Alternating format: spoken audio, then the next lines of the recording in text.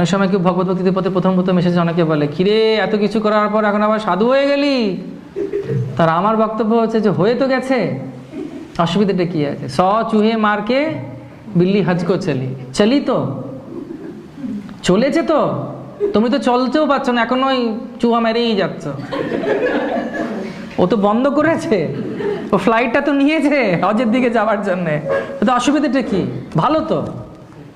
সেরকম ভাবে ইয়েন তেন প্রকারেণ কৃষ্ণ স্মরণা, যেভাবে হোক কোনো প্রকারে যদি কেউ ভগবানের ভগবত ভক্তিতে এসে যায়, সে মুক্তি পেয়ে যাবে।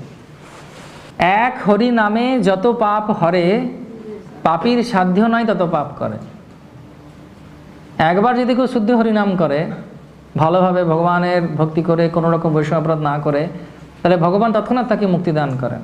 তার মানে এই নয় যে পাপও করতে থাকবো আর হরিনামও নিতে থাকবো, তাহলে পাপ নাম বলে পাপাচারণ হয়ে যাবে, সপ্তম অপরাধ নাম হবে, সেটা নয়। কিন্তু কেউ যদি বলে যে না আমি আজকে থেকে ভালোভাবে থাকবো, আমি এই যে জিনিসগুলো আমি খারাপ করতাম, হিংসা করতাম, দ্বেষ করতাম, সেগুলো করব না, তো ভগবান তৎক্ষণাৎ তাকে ক্ষমা করে দেন। এবং ভগবান যদি চান তবে চিন্তার মাধ্যমে, যদি চিন্তা করে কেউ এই কথাও যে ভগবানের কাছে আমি শরণাগতি নেব, ভগবানের কাছে আমি যাব, ভগবানের কথা শুনবো, তাতেই তার সমস্ত পাপ পুড়িয়ে পুড়িয়ে ছাই হয়ে যায়। একবার যদি কেউ চিন্তা করে যে আমি ভগবানকে ভালোবাসবো, ভগবান তার হয়ে যান।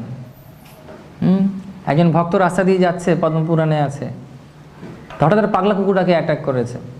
তো বৈকুণ্ঠে নারায়ণ পুরো শঙ্খচক্র গদা পদ্মনি বেরিয়েই যাবেন, আবার সব কিছু রেখে দিয়ে শুয়ে পড়েছে। তোর মা লক্ষ্মী বললেন কি হলো ঠাকুর, হে প্রভু এ কি বিচিত্র ব্যবহার, আপনি সব কিছু উঠিয়ে শঙ্খচক্র গদা পদ্মনি বেরোতে চাইলেন, আবার বসে পড়লেন, কি ব্যাপার হলো? বলছে আমার একজন পরম ভক্ত, তাকে একটি আক্রমণাত্মক কুকুর আক্রমণ করতে যাচ্ছিল, সেজন্য আমি উঠে পড়লাম তাকে বাঁচাবো বলে। তারপরে সে নিজেই লাঠিটা দেখে হাট করলো বলে কুকুরটা পালিয়ে গেল, বলে আমি বসে পড়লাম, আর দরকার হলো না আমার যাবার। তো বক্তব্য হচ্ছে ভগবান সবসময় তৎপর রক্ষা করার জন্য, কিন্তু ভক্তকে সেইভাবে ভালোবাসতে হবে। দ্বারকায় যখন ভগবান ছিলেন, দ্রৌপদী তখন বস্ত্রহরণ হচ্ছে, তখন ভগবান বলছেন রুক্মিণীকে, রুক্মিণী বলছেন প্রভু আপনি যান, গরুরকে ডাকুন। বলছে গরুরকে ডাকা যাবে না। বলছে কেন? যে গজেন্দ্র মোক্ষণের সময় আমি কি বলছিলাম গরুর চলো, গরুর আর উঠতে পারছে না, বলছে তাড়াতাড়ি চলো। গরুর তখন ওই তাড়াতাড়ি চলতে গিয়ে অজ্ঞান হয়ে পড়ে গেছে। বলছে তার মানে ওই 500 কিলোমিটার পার আওয়ারে বেগে আর বেশি যাবে না, ওটা কি করা যাবে? গরুরও আটকে গেছে, গরুরও যেতে পারছে না।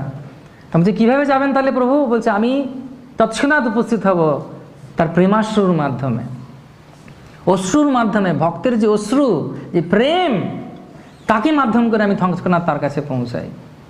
দ্রৌপদী সে কাতর প্রার্থনা, যিনি ক্রন্দন করছেন আমাকে পাবার জন্যে, সে অশ্রুর মাধ্যমে তৎক্ষণাৎ সেখানে উপস্থিত হবে।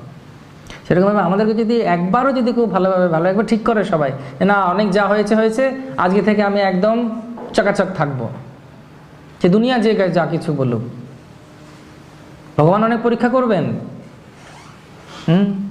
আমরাও যখন ভগবত ভক্তিতে এসেছি, আমাদেরকেও অনেক পরীক্ষার সম্মুখীন হতে হয়েছে, বুঝতে পেরেছেন? হ্যাঁ, তো সেই জন্যে ভগবত ভক্তির পথে এলে অনেক রকমের কথা শুনতে হবে বা কিছু বলতে হবে, সেটা গায়ে লাগবে। তার পরবর্তীকালে যারা বলবে তারাই আপনার বন্ধুতে পরিণত হবে। আমার কলেজে আমাকে অনেক পেছনে লাগতো, কারণ আমি খুব অল্প বয়সে ভগবানের কৃপায় ভক্তিতে এসেছি। আমি কলেজে যখন পড়তাম আমাকে সবাই হরে কৃষ্ণ বলতো, সবাই কলেজের সামনে খুব বলতো এই হরে কৃষ্ণ, এই ওই হেনা তেনা, কী বলে শাক পাতা খায়, এরকম বলতো। কিন্তু পরবর্তীকালে ওদের কোনো কিছু অসুবিধে হলো, কলেজ বয়সে কী আর অসুবিধা হবে বুঝতে পারছেন তো, সব সম্পর্কের অসুবিধে। তারা এসে আমার কাছে সলা পরামর্শ দিত, কী করা যায় বলতো, জগৎটা সত্যিই কত দুঃখের।